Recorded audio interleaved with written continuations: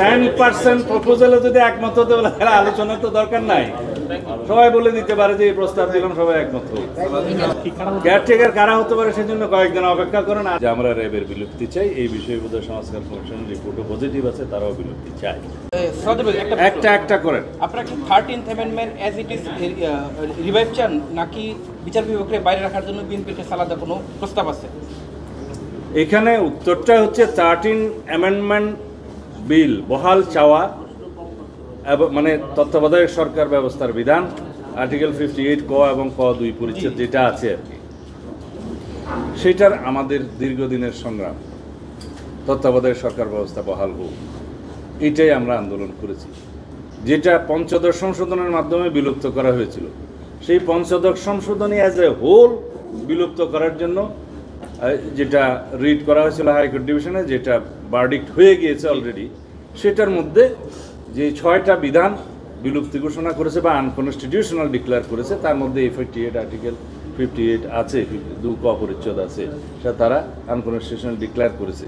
তার মানে কি দাঁড়ায়, আগের তত্ত্বাবধায়ক সরকার ব্যবস্থা বহাল হলো, কিন্তু যেহেতু একই বিষয়ে অ্যাপিলেট ডিভিশনের একটা জাজমেন্ট আছে জাস্টিস খায়রুল হকের ত্রয়োদশ সংশোধনের উপরে, যেটা বাতিল করা হলো, সেটা যেহেতু রিভিউর মধ্যে এখন আছে, রিভিউটা এখনো শুনানি হয়নি, সেজন্য আমি এই বিষয়ে বিস্তারিত বলবো না। তবে আমরা আশা করি সেটা জনগণের পক্ষে যাবে, এবং যদি যায় তাহলে পূর্ণাঙ্গভাবে তত্ত্বাবধায়ক সরকার ব্যবস্থা অ্যাজ ইট ইজ ত্রয়োদশ সংশোধনীতে যেভাবে ছিল সেভাবে বহাল হবে।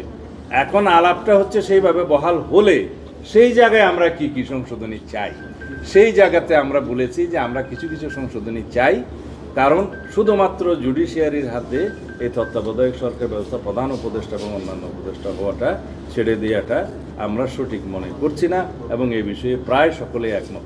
তবে হ্যাঁ, আগে যে প্রভিশনগুলো রাখার জন্য এখন আলোচনা হচ্ছে, সেই প্রভিশনগুলো এখনো পর্যন্ত সবাই ঠিকমতো আমরা উপস্থাপন করতে পারিনি। দলগুলো আলোচনা করে এখানে বিকল্প প্রস্তাব দেবে, তারপরে আলোচনা হবে। তবে এই বিষয়ে একমত যে এখানে 2-1টি প্রভিশন আরও আগে রাখতে হবে।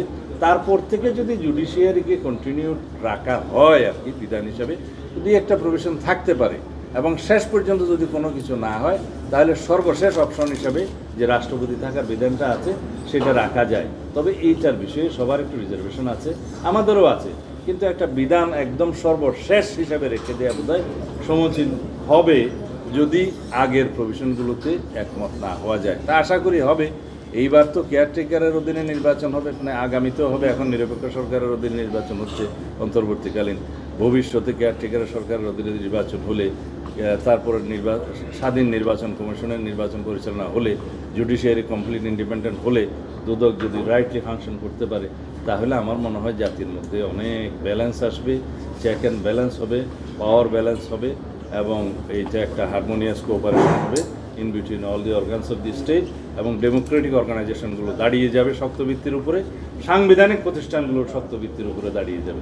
তখন আমরা আমাদের কাঙ্ক্ষিত সেই শক্তিশালী গণতান্ত্রিক রাষ্ট্র দেখতে পাবো ইনশাআল্লাহ।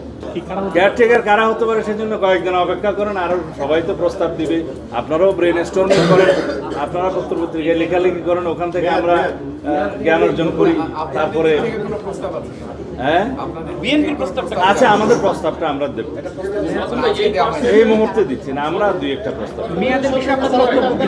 মেয়াদের তত্ত্বাবধায়ক সরকারের মেয়াদ আমরা 90 দিনেই এটা থাকুক, সেই বিষয়ে আমাদের দলের পক্ষ থেকে প্রস্তাব। এটা 90 দিনের মধ্যে প্র্যাকটিস আছে আসতে, সেটা থাকুক। যদি কোনো কারণে দৈব দুর্বিপাকের কারণে, যেটা বিধান থাকে সংবিধানে, যদি অ্যাক্ট অফ গডের কারণে কোনো কারণে বিলম্ব করতে হয়, তাহলে আরও 1 মাস সেটা একটা বিধান রাখা যেতে পারে, বাট 90 দিনে স্টিক করে তারপরে সেটা রাখা যেতে পারে। এই বিষয়ে আমরা আমাদের মতামত দিয়েছি। আর স্থানীয় সরকার নির্বাচনের জন্য তো কেয়ারটেকার সরকারের বিধানে লেখা নাই। নির্বাচন কমিশনের এখতিয়ারের মধ্যে কনস্টিটিউশনাল ম্যান্ডেট হচ্ছে 2টা, একটা রাষ্ট্রপতি আর একটা জাতীয় সংসদ নির্বাচন। সেটা তো এখনো বহাল আছে, এখানে সংশোধনী আসে নাই। প্রস্তাব কেউ কেউ দিতেই পারে, যেখানে স্থানীয় সরকারের অন্ততপক্ষে 4টা স্তর আছে আমাদের দেশে, এবং প্রতিটি স্তরের নির্বাচনের জন্য কমপক্ষে 6 মাস সময় লাগে, এটা ইন প্র্যাকটিস। এবং স্থানীয় সরকারের মেয়াদ এক এক সময় এক একটা শেষ হয়, কোনো সময় ইউনিয়ন পরিষদের মেয়াদ শেষ হয়, কোনো সময় উপজেলা কোনো সময় পৌরসভা, কোনো সময় সিটি কর্পোরেশন। যখন মেয়াদ শেষ হয় তখন স্থানীয় সরকার মন্ত্রণালয় থেকে পরামর্শ দেওয়া হয় নির্বাচন কমিশনকে নির্বাচন পরিচালনা করার জন্য। সেই হিসাবে তো কেয়ারটেকার গভর্নমেন্টকে 5 বছর থাকতে হবে যদি স্থানীয় সরকারগুলো নির্বাচন করতে হয়। এগুলা সব অবাস্তব প্রস্তাব। আমরা মনে করি না যে স্থানীয় সরকার নির্বাচন কেয়ারটেকারের কর্ম হতে পারে। ভাই, এই পারসেপশনটা কেন তৈরি হলো যে বিএনপি বিরোধী ঐক্যবদ্ধের মানে বিরোধী, মানে এই পারসেপশন তৈরি হলো কেন? আপনারা কি যেটা করে বলেন আর কি যে বা বিএনপি তো প্রেশারে আছে। এটা বিভিন্ন সামাজিক মাধ্যমে এবং কিছু কিছু পত্রিকা অন্তরে কেউ কেউ মতামত প্রকাশ করতে পারে, সেটা যাতে বিভ্রান্তি না ছড়ায় সেজন্যই আমাদের এই বক্তব্য বিস্তারিত। সেটা কেন হচ্ছে আপনারাই খুঁজে বের করতে পারেন। সাংবিধানিক প্রতিষ্ঠানগুলোর নিয়ম কমিটি নিয়ে যে আপনারা দ্বিমত করছেন, ওটাকেই তারা বেশি 10% প্রপোজালে যদি একমত হতে বলে তাহলে আলোচনার তো দরকার নাই। সবাই বলে দিতে পারে যে এই প্রস্তাব দিলাম, সবাই একমত হই। আমরা জাতির জন্য যেটা কল্যাণকর এবং দেশের জন্য যেটা মঙ্গলজনক এবং যেটা বাস্তবায়ন করার যোগ্য, সেই বিষয়ে আমরা মতামত।